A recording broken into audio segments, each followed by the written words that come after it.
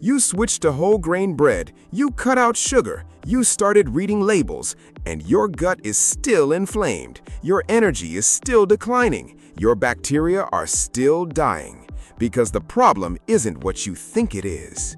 Here's something the food industry has understood for decades and that most people never figure out. The most damaging foods for your gut microbiome are not the ones that look like junk food. They're the ones that look like health food, the ones with words like natural, whole grain, low fat, and no added sugar on the front of the package.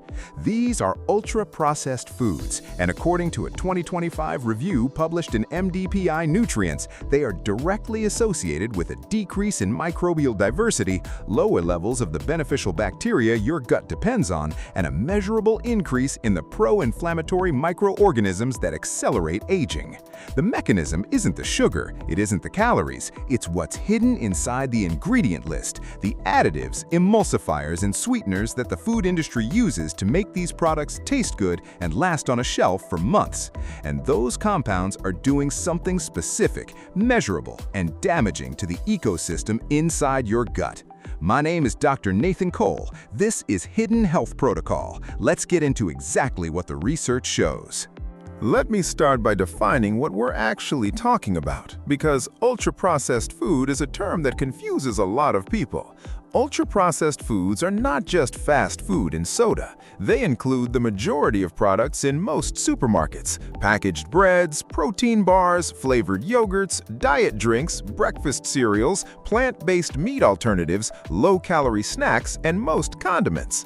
What makes them ultra-processed isn't the ingredients you recognize, it's the ones you don't. Emulsifiers, carrageenan, maltodextrin, carboxymethylcellulose, sodium stearoyl lactylate, polysorbate 80. These are not food. They are industrial additives designed to improve texture, extend shelf life, and enhance palatability. And they were never tested for what they do to the 39 trillion microorganisms living inside your gut.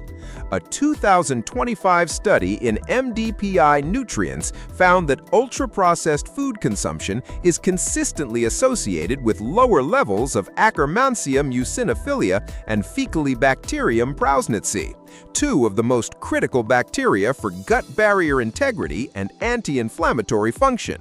Both are bacteria you've now heard about in this series. Both are found in abundance in centenarian microbiomes, and both are being depleted by foods that most people consider a reasonable dietary choice. Now, let me show you the specific mechanism, because this is the part that changes how you read a food label forever. Your gut is lined by a single layer of cells, one cell thick. That lining is what separates the 39 trillion microorganisms in your digestive tract from your bloodstream. It is the most important barrier in your body, and it is maintained by the bacteria we've been discussing in this series. Emulsifiers, the additives used in almost every ultra-processed food to blend ingredients that wouldn't otherwise mix, directly disrupt that lining. A 2025 in vitro study using fecal samples from healthy individuals found that common emulsifiers, including propylene glycol monosterate and sodium stearoyl lactylate, found in margarine, baked goods, and packaged desserts, significantly reduced butyrate-producing bacteria within hours of exposure. Hours, not weeks, not months, hours. When butyrate-producing bacteria are depleted, the cells lining your gut lose their primary fuel source. The tight junctions between those cells, the molecular locks that keep the barrier sealed, begin to loosen. Bacterial toxins cross into your bloodstream. Your immune system responds, and the low-grade chronic inflammation that accelerates every aging marker we measure begins to escalate. A 2025 review published in MDPI Nutrients confirmed that these alterations in the microbial community contribute to persistent inflammation associated with metabolic syndrome, type 2 diabetes, and accelerated biological aging. This is not happening because you ate a burger. This is happening because you ate what the label told you was a reasonable snack. Here's the part that surprises people most, including people who consider themselves health conscious. Artificial sweeteners, the ones marketed as the healthy alternative to sugar, the ones in your diet soda, your protein shake, your sugar-free yogurt, and your low-calorie salad dressing. They have no calories, but they are not inert.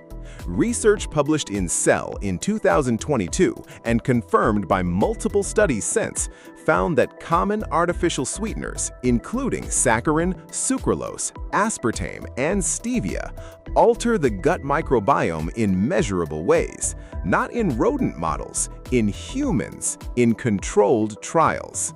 Saccharin and sucralose were specifically shown to impair glucose tolerance in healthy adults, not by any direct metabolic effect, but by altering the composition of their gut bacteria. When the researchers transferred the altered microbiome from the sweetener group into germ-free mice, the glucose impairment transferred with it. The sweetener didn't cause the problem directly. The change in gut bacteria did.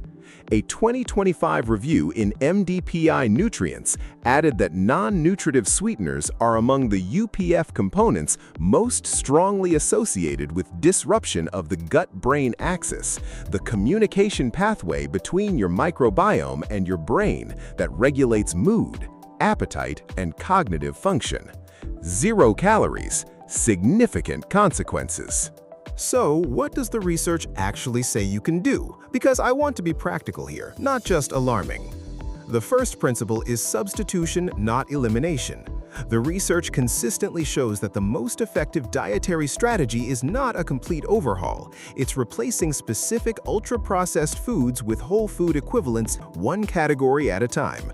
Start with the category you consume most frequently. If it's bread, switch to sourdough made with 4 ingredients or fewer. If it's yogurt, switch to plain, full-fat Greek yogurt with no additives. If it's a protein bar, switch to a handful of mixed nuts and a piece of fruit. The gut microbiome responds to dietary changes faster than most people expect. A 2025 controlled trial from Virginia Tech found measurable differences in SCFA production within 6 weeks of switching from an ultra-processed diet to a whole food diet, even when total calorie and macronutrient intake was kept identical. The difference was not the calories, the difference was the absence of additives and the presence of intact fiber. Third, read the ingredient list, not the nutrition label. The nutrition label tells you calories, protein, and fat.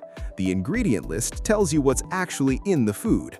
A rule of thumb from the research: if the ingredient list contains substances you wouldn't find in a kitchen, emulsifiers, modified starches, artificial flavors, color additives, the product is likely ultra-processed, regardless of what the front of the package claims. Third, fermented foods. Research published in Cell in 2021 found a diet high in fermented foods, plain yogurt, kefir, kimchi, sauerkraut, kombucha, increased microbiome diversity and reduced inflammatory markers in healthy adults over 10 weeks. The effect was dose-dependent. More variety, more benefit. These foods actively repopulate the bacterial species that ultra-processed foods deplete. Let me bring this together. Ultra-processed foods, including many products marketed as healthy, contain industrial additives that directly deplete the bacteria your gut depends on. Emulsifiers reduce butyrate-producing species within hours. Artificial sweeteners alter microbial composition in ways that transfer measurable metabolic consequences to other organisms. And the cumulative effect is exactly what we've been tracking across this series.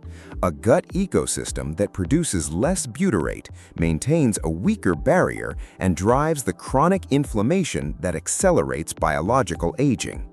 The good news is that this is one of the most reversible drivers of gut decline. Research shows measurable microbial recovery within weeks of removing ultra-processed foods and replacing them with whole food equivalents and fermented foods. You don't need a protocol, you need a different grocery list. Read the ingredient list, not the front of the package, not the nutrition facts panel, the ingredient list. If you can't identify what something is or where it comes from, your gut bacteria can't either. I've left a link in the description.